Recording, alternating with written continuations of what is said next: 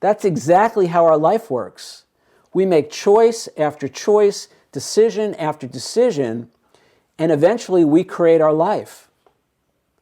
Now, the reason I mention the choices is, what happens is there's a consequence for everything we do. Every choice we make, every decision we make, every choice we don't make, every decision we don't make, there's a consequence.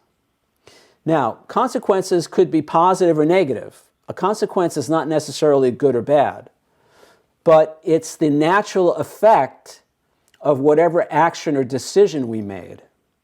So every choice has a natural consequence, has a natural effect. Now, there's no better feedback on how to live our life than to notice the consequences of the choices that we're making. I mean, that's truly what, that's what learning is in a lot of cases. We make a decision, we make a choice, and there's a consequence, and we say, oh boy, that didn't really work. Or, oh boy, that really worked. We get feedback. And so what I'm suggesting here is, in many cases, the most loving thing we can do for another person is to allow them to experience the consequences of their choices. Now, again, I'm not a parent, and a lot of you guys have a lot more experience with this than I do. It can be very difficult. We want our children, especially we want our children to be safe. We don't want them to experience pain. We don't want them to have unpleasant experiences. We don't want anything bad to happen to them. So there's this protective inclination. We want to protect them from the world. And in some cases, that means protecting them from their own choices and decisions. And so it's not black and white. It's not always an easy decision to make. Again, you guys probably have a lot more experience with this than I do, at least in terms of children.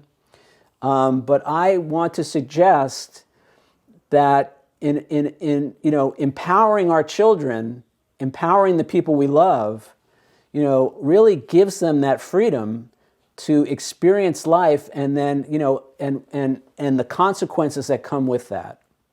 That's how we learn and grow. Because you know what? We can tell somebody all day long, what's right, what's wrong, what's going to happen if they do this, what's going to happen if they do that. Again, you guys that have kids, you know this much better than I do. But until the kid actually goes out and experiences it themselves, some of us have to learn things the hard way.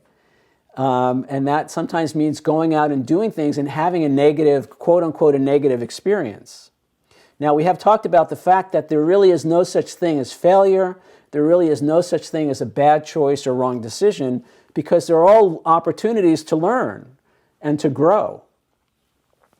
So, again, not black and white. It's certainly not always easy, especially with people that we love.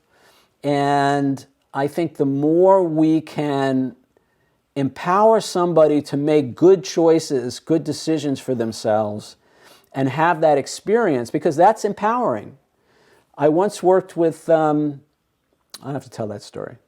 All right, so it's almost time for our break. Let's take a look at the exercise, our assignment for tonight.